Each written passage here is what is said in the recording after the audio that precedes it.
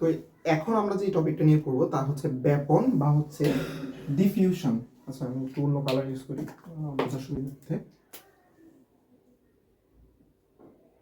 ব্যাপন বা হচ্ছে ডিফিউশন। তো ব্যাপন বা ডিফিউশন বলতে আমরা কি বুঝি? ব্যাপন বা ব্যাপ্ত হওয়া বা হচ্ছে ছড়িয়ে যাওয়া। কঠিন তরল বা বায়বীয় পদার্থ যখন ছড়িয়ে যায়, মেনলি আমি ধরলাম হচ্ছে তরল বা বায়বীয় পদার্থ যখন হচ্ছে স্বতঃস্ফূর্তভাবে ছড়িয়ে গেল, এই ছড়িয়ে যাওয়ার ব্যাপারটা হচ্ছে ব্যাপন। এখন আমরা যদি আরেকটু সুন্দর ভাষায় পড়তে যাই, অর্থাৎ যখন হচ্ছে তরল বা বায়বীয় পদার্থ যখন হচ্ছে বেশি ঘনত্ব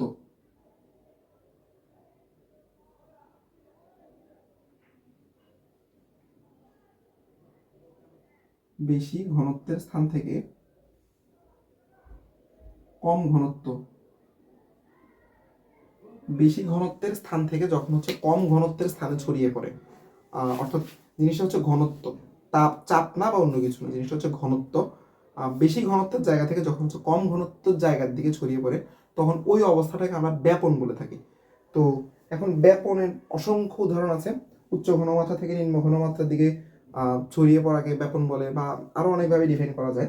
এখন ব্যাপন হার বা ব্যাপন বলতে কি বুঝি তা আমরা বুঝলাম, বাট ব্যাপন হার, এখন ব্যাপন বলতে আমরা যতটুকু বুঝলাম তা হচ্ছে উচ্চ ঘনত্বের স্থান থেকে নিম্ন ঘনত্বের স্থানে, বা হচ্ছে বেশি ঘনত্বের স্থান থেকে হচ্ছে কম ঘনত্বের স্থানে ছড়িয়ে পড়ার ব্যাপারটাই হচ্ছে ব্যাপন। এখন ব্যাপন হার বলতে আমরা যা বুঝি মূলত হচ্ছে একটা একটা পদার্থ যত কম সময় হচ্ছে যত বেশি ছড়িয়ে যেতে পারে, তা হচ্ছে তার ব্যাপন হার হচ্ছে তত বেশি। অর্থাৎ ব্যাপন হার হচ্ছে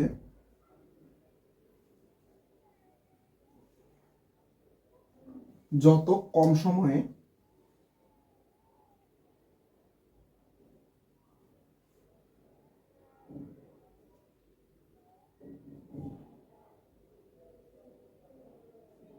অর্থাৎ যত কম সময় যত বেশি ছড়িয়ে গেল, মানে যত কম সময় যত বেশি ছড়িয়ে গেল তার ব্যাপন হার তত বেশি।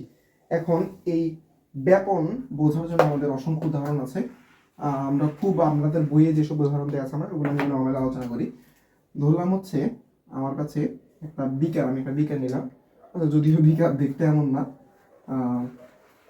ধরলাম হচ্ছে আমি একটা বিকার নিলাম, বিকারের মধ্যে আমি হচ্ছে পটাশিয়াম পারম্যাঙ্গানেট KMnO4, এটা হচ্ছে পটাশিয়াম পারম্যাঙ্গানেট। কেউ হয়তো এখনো হয়তো দেখেন নাই, আপনারা ভবিষ্যতে মানে ল্যাবে গেলে দেখবেন যে হচ্ছে পিঙ্ক কালার হয় মূলত, এটা হচ্ছে পার্পল কালার, পিঙ্ক না।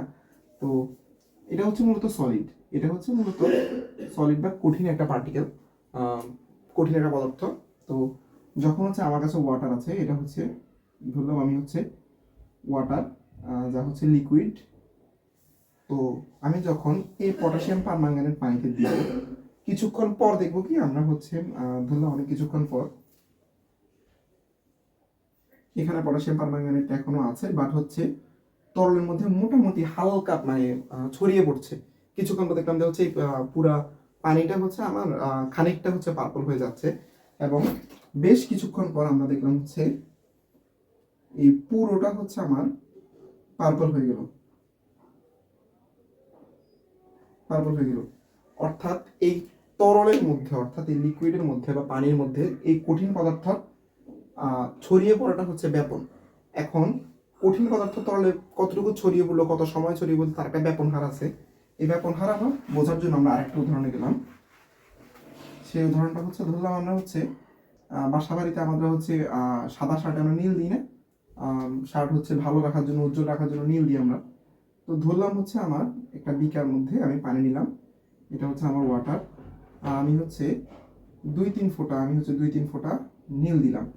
নীল দেওয়ার পর আমি দেখবো কি কিছুক্ষণ পর, মানে খুবই অল্প সময় পর আমরা দেখবো যে হচ্ছে কি আমার ওই নীলটা সমগ্র পানি জুড়ে, পুরো পানি জুড়ে হচ্ছে ওয়াটার।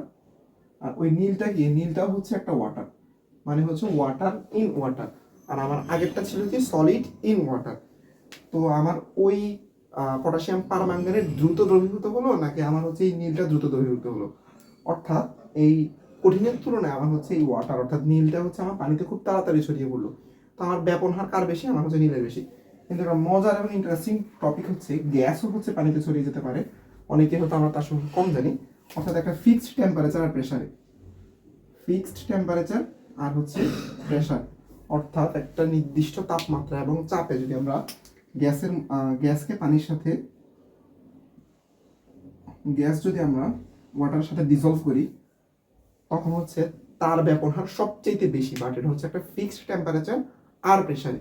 তো আমরা মোটামুটি ব্যাপন হার সম্পর্কে মোটামুটি একটা ধারণা আশা করি আমরা পেলাম। এখন ব্যাপনের পরে আমাদের যে টপিক তা হচ্ছে নিঃসরণ। ব্যাপনের সাথে আমরা ব্যাপন আর নিঃসরণ অনেকে হচ্ছে আমরা ভুলে যাই বা আউলিয়ে ফেলি। আচ্ছা, ব্যাপনের আরেকটি খুব সুন্দর একটা উদাহরণ আছে। ধরলাম হচ্ছে আমরা এমন একটা বিজ্ঞান, এমন একটা হচ্ছে কাচের নল নিলাম, অর্থাৎ একটা কাচের নল যা হচ্ছে দুই মাথাই হচ্ছে খালি। দুই মাথা খালি থাকার পর আমি কি করলাম হচ্ছে দুই মাথা যেটা তুলা, আমার হচ্ছে একটা HCl এর একটা অ্যাসিডের হচ্ছে একটা বিকার আছে, আর একটা হচ্ছে আমার অ্যামোনিয়াম ক্লোরাইড আছে, সরি অ্যামোনিয়াম হাইড্রোক্সাইডের একটা হচ্ছে বিকার আছে আমার কাছে। আমি কি করলাম, আমি হচ্ছে দুই পাশ থেকে দুইটা তুলা, আমি এখানে একটা তুলা ভিজিয়ে আমি হচ্ছে এখানে দিলাম, আর এখানে তুলা ভিজিয়ে আমি হচ্ছে এ পাশে দিলাম।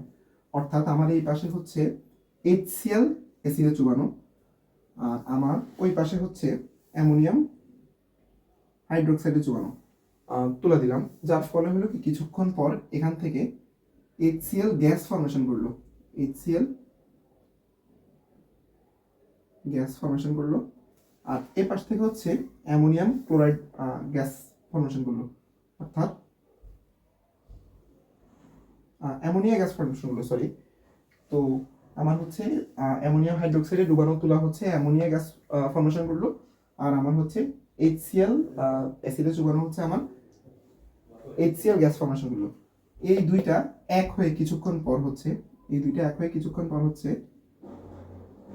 অ্যামোনিয়াম ক্লোরাইড, এটা গ্যাস ফর্ম, সাদা ধোঁয়া, অ্যামোনিয়াম, এটা হচ্ছে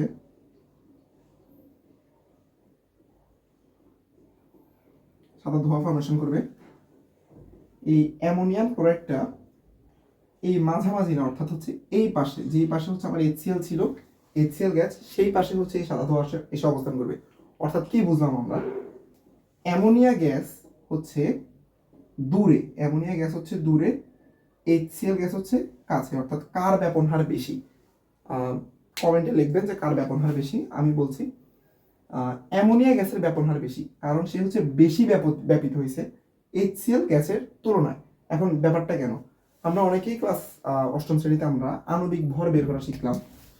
HCl গ্যাসের আণবিক ভর, যেটা হাইড্রোজেন 1, ক্লোরিন হচ্ছে 35.5, অর্থাৎ 36.5 হচ্ছে HCl গ্যাসের আণবিক ভর গ্রাম, আর অ্যামোনিয়া গ্যাসের আণবিক ভর হচ্ছে, অ্যামোনিয়া হচ্ছে 14 প্লাস হচ্ছে 3, হাইড্রোজেন হচ্ছে 3টা, তাহলে আমার হচ্ছে 17 গ্রাম।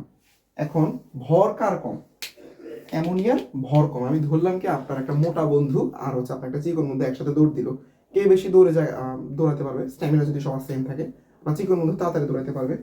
তো এই 17 গ্রাম অ্যামোনিয়া HCl গ্যাসের তুলনায় সে হচ্ছে অনেক বেশি পাতলা, মোটামুটি ধরতে গেলে অর্ধেক। আর এই HCl গ্যাস হচ্ছে 36.5 গ্রাম। তো কার ব্যাপন হার বেশি, কে বেশি ব্যাপিত হলো? এই এক্সাম্পল থেকে আমরা দেখতে পাই যে হচ্ছে এখানে হচ্ছে অ্যামোনিয়াম ক্লোরাইডের সাদা ধোঁয়া হচ্ছে HCl থেকে কাছে, অ্যামোনিয়া থেকে দূরে। আপনাদের বইতে খুব সুন্দর একটা চিত্র আছে, আমার চিত্র অতটা সুন্দর হয় নাই। তো এখানে অবস্থান করতেছে, এখানে অবস্থান করার মানে হচ্ছে তার ভর হচ্ছে কম, সে বেশি ব্যাপিত হলো, তার ভর বেশি, সে কম ব্যাপিত হলো। ব্যাপনের খুব সুন্দর একটা উদাহরণ। তো ব্যাপন আশা করি বুঝছি আমরা। তো ব্যাপনের পরে আমরা যে টপিকটা নিয়ে আলোচনা করব তা হচ্ছে নিঃসরণ। তো ব্যাপন আর নিঃসরণ দুটি খুবই কাছাকাছি টপিক, কিন্তু জিনিসগুলো এক না আসলে।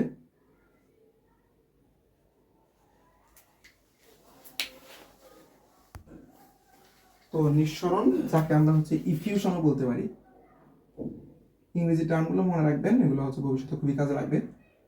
তো এই ইফিউশন বা হচ্ছে নিঃসরণ বলতে আমরা কি বুঝি? মূলত একটা সরু ছিদ্র পথে যখন হচ্ছে উচ্চ চাপ থেকে নিম্ন চাপের দিকে যে কোনো একটা গ্যাস বা তরল ছড়িয়ে পড়ে তাই হচ্ছে নিঃসরণ। অর্থাৎ উচ্চ চাপ থেকে নিম্ন চাপে একটা সরু ছিদ্রপথে সজোরে বেরিয়ে পড়া, সজোরে চলে আসা হচ্ছে আপনার নিঃসরণ। আমি ধরলাম আমি একটা বেলুন ফুলালাম, আমরা বেলুন ফুলে না একটা বেলুন ফুলালাম, এই হচ্ছে ধরেন একটা বেলুন। তো এই বেলুনে হচ্ছে আমি বাইরে হচ্ছে আগে একটা সাদা কস্টেপ আছে না আমাদের, সাদা কস্টেপ লাগালাম। এরপর একটা হচ্ছে আলপিন দিয়ে এবার আমি ছিদ্র করলাম। ছিদ্র করার কি দেখবো, এই সরু ছিদ্রপথে এখানে হচ্ছে হাই প্রেশার, বাইরের তুলনায় এখানে প্রেশারটা হচ্ছে খুবই হাই। এই উচ্চ চাপ থেকে নিম্ন চাপের দিকে সজোরে আমার হচ্ছে এই বাতাসটা বেরিয়ে আসবে। তো আমি এখানে টেপ লাগাচ্ছি, কারণ যদি টেপ না লাগে তাহলে বেলুনটা হচ্ছে ফেটে যাবে, একদম ইনস্ট্যান্টলি ফেটে যাবে অনেক চাপের কারণে। তো টেপ লাগানোর পরে এই সরু ছিদ্রপথ, এই সরু ছিদ্রপথে উচ্চ চাপ থেকে নিম্ন চাপের দিকে যে বাতাসটা ছড়িয়ে পড়ছে এটাই হচ্ছে নিঃসরণ। এখন এই নিঃসরণ অনেক কাজে লাগে, যেমন হচ্ছে আমাদের যানবাহনে যে আমরা গ্যাস ইউজ করি সিএনজি, অর্থাৎ হচ্ছে সিএনজি তো সবাই জানি, সিএনজির পুনরূপ হচ্ছে কম্প্রেসড ন্যাচারাল গ্যাস।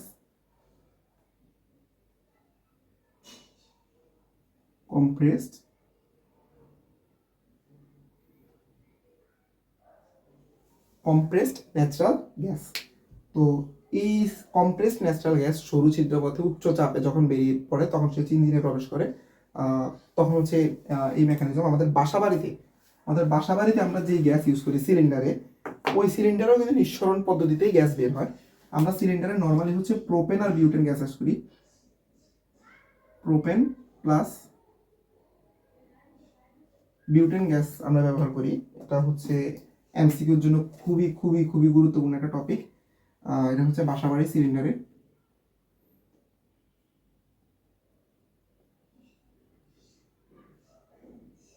বাসাবাড়ি সিলিন্ডারে আমরা হচ্ছে এই প্রোপেন প্লাস বিউটেন গ্যাস হচ্ছে ইউজ করি। তো এই প্রোপেনের উদাহরণ হচ্ছে